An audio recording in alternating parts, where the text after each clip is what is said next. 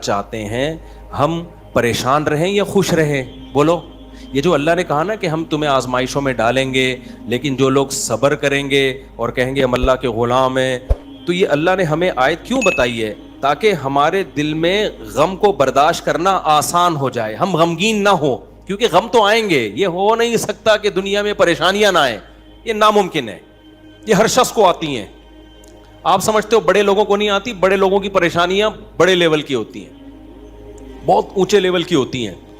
تو یہ پریشانی تو ہر شخص کو آئے گی. اللہ چاہتے ہیں کہ ان میں برداشت کی عادت ہو جائے، یہ خوش رہنا سیکھیں.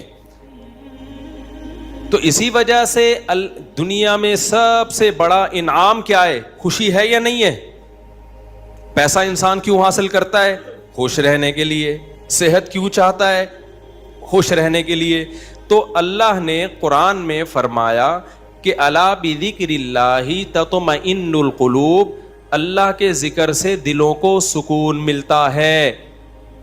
اب پتہ ہے لوگ وظیفے پڑھتے ہیں پیسہ حاصل کرنے کے لیے، وظیفوں میں اللہ کا ذکر کیا جاتا ہے، حالانکہ اللہ کہہ رہا ہے وظیفوں سے پیسہ نہیں، وظیفوں سے کیا ملے گا؟ سکون ملے گا. سکون کے لیے کوئی وظیفہ نہیں پڑھ رہا ہوتا. کمال کی بات ہے یا نہیں ہے؟ ابے بھائی صبح شام لوگ ہمارے پاس آتے ہیں، مفتی صاحب پیسے ہی نہیں ہیں، بے روزگاری ہے، بل اتنا آ گیا، دل چاہ رہا ہے وہ بل بکری کو کھلا دیں. ٹھیک ہے، تو آپ کوئی وظیفہ بتائیں، تنخواہ بڑھ جائے ہماری، پیسے بڑھ جائیں. تو میں بتا تو دیتا ہوں حسبی اللہ و نعم الوکیل یا رزاق کی پڑھ لینی چاہیے. لیکن قرآن جو وظیفے بتا رہا ہے پیسے بڑھانے کے لیے نہیں بلکہ سکون کے لیے. کیا مطلب؟ غربت میں سکون مل جائے گا.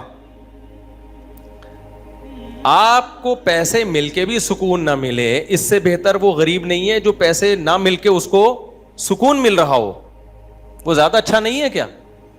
وہ تو زیادہ اچھا ہے بھائی.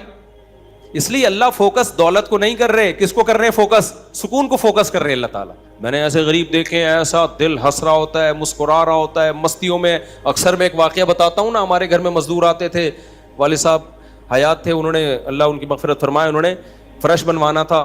تو مزدور جو تھے نا صبح سے لگے ہوتے تھے اور گنگنا رہے ہوتے تھے.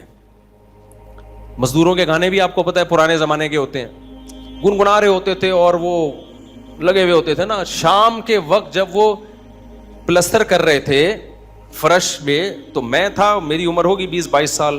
میں نے کہا یار اس فرش میں نا آپ جو ہمارے صحن کا فرش بنا رہے ہو یہ تھوڑا سا چکنا فرش ہو، یعنی بالکل جیسے ہوتا ہے نا پلین، ایسا فرش ہو، ایسا بنانا. تو کہنے لگے اب مستی میں ہے نا، شاید لاہور کے ہوں گے. اب ان کو کھیلنے کا موقع مل گیا مجھ سے. انہوں نے کہا یہ فرش آپ چاہتے ہو ذرا چکنا پلین فرش ہو تو اس میں سرسوں کا تیل ڈلے گا یا ناریل کا. بولا تو میں نے کہا یار میں لے آتا ہوں ناریل کا تیل ڈال دو اس میں بھائی، کیا خیال ہے؟ تھوڑا سا کیا ہو جائے گا، پھسلن پیدا ہو جائے اس میں. کہہ رہے نہیں اس میں ناریل کا تیل ڈلے گا. اب میں جا رہا ہوں لینے کے لیے، وہ تو شکر ہے مجھے کسی نے روک دیا، کیا کر رہا ہے بھائی. تو وہ کھیل رہے تھے نا، شام کا وقت تھا. پھر دوبارہ اسی طرح کا کوئی مذاق، تو مجھے پھر میں نے کہا یار تم لوگ بڑے مستی میں ہو. کہتے ہیں یار یہ ہمارا فل مستی کا ٹائم ہوتا ہے. وجہ اس کی ہے، ان کے الفاظ دیکھو.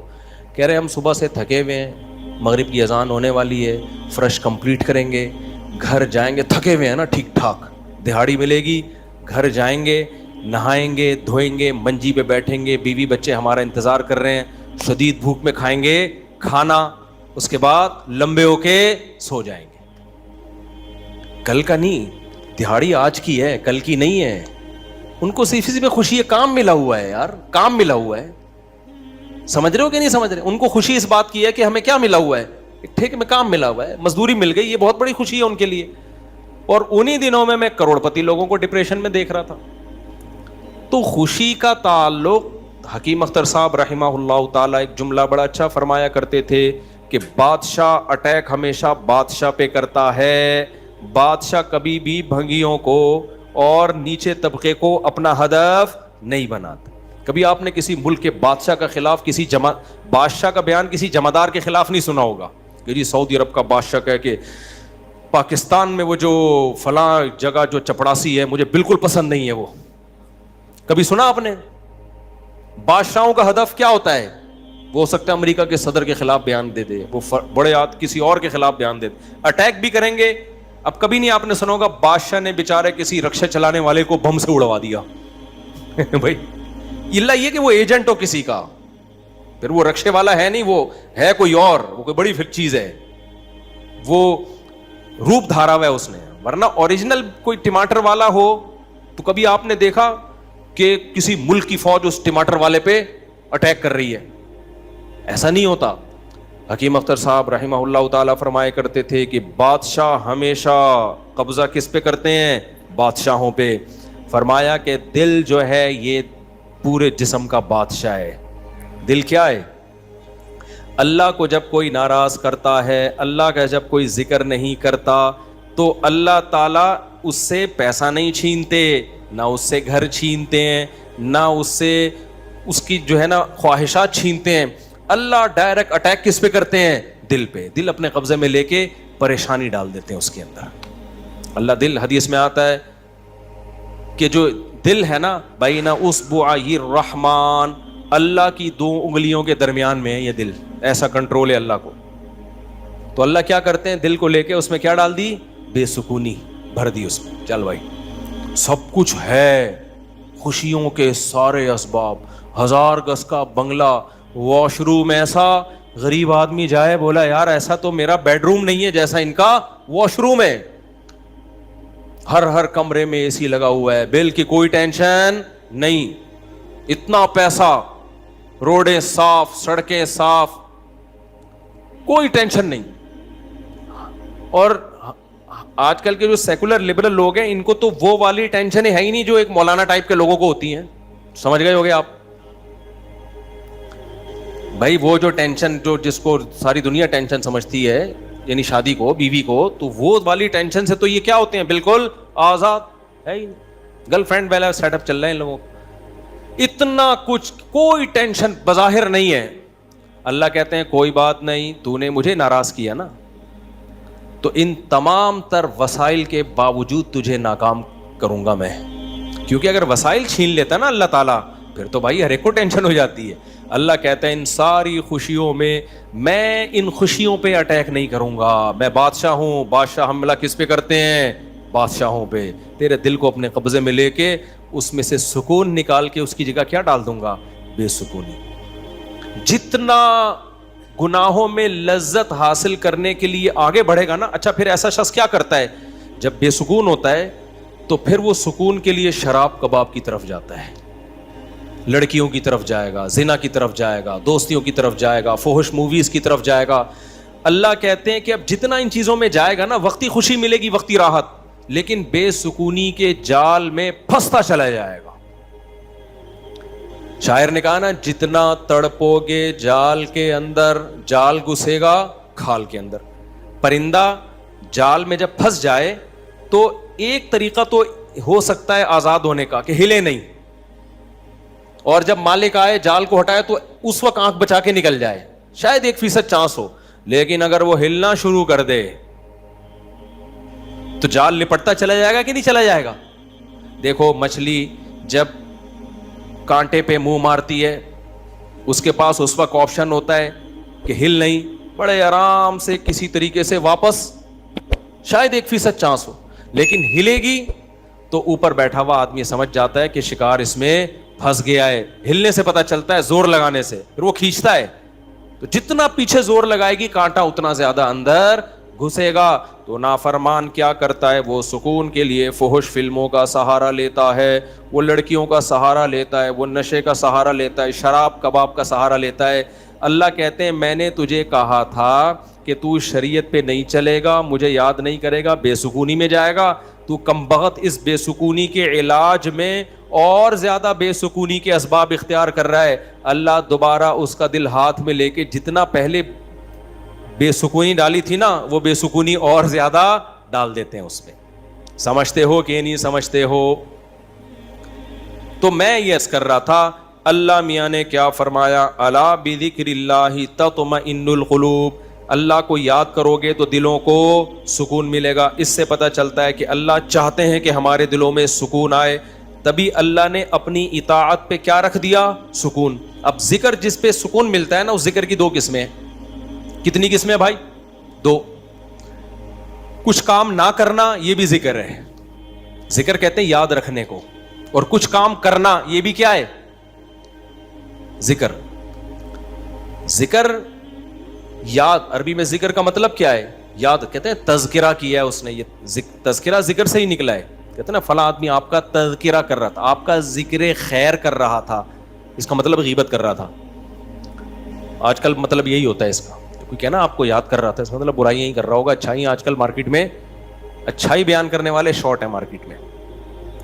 تو ذکر کا مطلب کیا ہے بھائی؟ یاد رکھنا. تو اللہ کہتے ہیں جو اللہ کو یاد رکھتے ہیں ان کے دلوں میں کیا پیدا ہوتا ہے؟ سکون. اور اللہ نے کہا الا, خبردار. یہ اللہ کا لفظ تنبیہ کر رہا ہے کہ اس بارے میں دوسری رپورٹیں بھی ہیں. کچھ لوگ کہتے ہیں اس کام سے سکون ملتا ہے, کچھ کہتے ہیں اس سے سکون. اللہ کہتے ہیں الا, خبردار, کسی کی باتوں میں آنے کی کوشش مت کرنا. یہ اللہ کا لفظ جو ہے نا یہ اس لیے لگا دیا, خبردار, یہ ساری فیک نیوز ہیں, یہ سب پروپیگنڈا ہے. دل میرے ہاتھ میں ہے تو سکون بھی کس کے ہاتھ میں ہوگا؟ میں جو چاہوں اس میں ڈال دوں. سکون ایک ایسی چیز ہے اپنے اختیار سے کبھی آتی نہیں ہے. آپ خوش رہنے کی کوشش کرو تو تھوڑا سا کچھ اسباب اختیار کر لو گے, اس سے زیادہ نہیں ہوگا. جن لوگوں نے خوش رہنے پر کتابیں لکھی ہے نا ان میں بہت سے خودکشی کر کے مرے ہیں. سمجھ رہے ہو؟ کتابیں لکھ گئے کہ خوش ایسے رہتے ہیں. کتاب لکھ کے جب وہ چلی نہیں مارکیٹ میں تو اسی سے ڈپریشن میں چلے گئے. وہ یار یہ چل کیوں نہیں مارکیٹ میں, کیا خیال ہے بھائی, یہ بک کیوں نہیں رہی, اتنی محنت سے ہم نے لکھی ہے. اسی سے کیا ہو گئی ان کو؟ ڈپریشن ہو گئی. خوشی پہ ورک شاپ کرنی تھی, پبلک ہی نہیں آئی, اسی سے ٹینشن میں چلے گئے. یار پبلک تو ہے ہی نہیں, سارے پیسے ضائع ہو گئے. تو وغیرہ وغیرہ بہت سارے مسائل ہیں لوگوں کے ساتھ بھائی, سب کے ساتھ ہی ہوتے ہیں. تو اللہ میاں نے کہا کہ یہ دل کسی موٹیویشنل اسپیکر کے ہاتھ میں نہیں ہے. آج کل گورے بہت ورک شاپس کروا رہے ہیں نا, خوش رہنا خوش رہنا. تو اللہ کہتے ہیں کہ دل اور دماغ یہ تو دو چیزیں کس کے کنٹرول میں ہیں؟ میرے. تبھی میں نے نیند پر اتوار کو بیان کیا, وہ لازمی سن لیے گا کہ نیند بھی کس کے کنٹرول میں ہے؟ اللہ کے. نیند کی گولی نیند کے اسباب پیدا کر دیتی ہے. ماہرین کہتے ہیں کہ سوتا آدمی اپنی طاقت سے ہی ہے, سلا کوئی نہیں سکتا آپ کو, کیونکہ دماغ آرڈر کرے گا نا سونے کے لیے دماغ کو, تو دماغ تھوڑی آرڈر کرے گا, دماغ کے اوپر کی کوئی چیز آرڈر کرے گی دماغ کو کہ آپ سو جاؤ. دماغ باقی چیزوں کو آرڈر کر سکتا ہے کہ رک جا, بولنا بند کر دے, سننا بند کر دے, آنکھیں بند کر لے. یہ سب چیزیں دماغ کے کنٹرول میں ہیں. دماغ کے کنٹرول میں نہیں ہے. ابے کیا ہو گیا, کیسے سمجھاؤں؟ دیکھو دماغ کے کنٹرول میں نہیں ہوتا کبھی بھی. مینیجر صاحب مینیجر کے کنٹرول میں نہیں ہوں گے. مینیجر کو کنٹرول کرنے کے لیے کوئی اوپر کی چیز ہوگی. حکمران کو اوپر کی طاقتیں کنٹرول کرتی ہیں. اللہ سمجھتا ہے یا نہیں سمجھتا؟ تو پھر وہی سیاسی باتیں نہ شروع ہو جائیں, اس لیے میں واپس چڑھ رہا ہوں. عوام بھی کنٹرول کرتی ہے بعض دفعہ, بنگلہ دیش میں جیسے کیا ہے نا. خیر, تو اچھی خبر ہے الحمدللہ, بنگلہ دیش سے بہت اچھی نیوز آ رہی ہے. جماعت اسلامی کے پرانے بیچارے بوڑھے لوگوں کو صرف اس بیس پہ پھانسی پہ لٹکایا حسینہ واجد نے. اس نے لٹکایا کہ پاکستان کی حمایت, سیاسی اختلاف تھا بھائی یہ, اس کے بعد تو وہ بغاوت نہیں کر رہے تھے نا, بہت ظلم مچا کے رکھا ہوا تھا. اچھا, اس پہ بنگلہ دیش میں جو انقلاب آیا اس پہ لوگ میرے بیانات پہ تبصرہ کر رہے ہیں. مفتی صاحب تو کہتے ہیں حکومت کے خلاف بغاوت جائز نہیں ہے.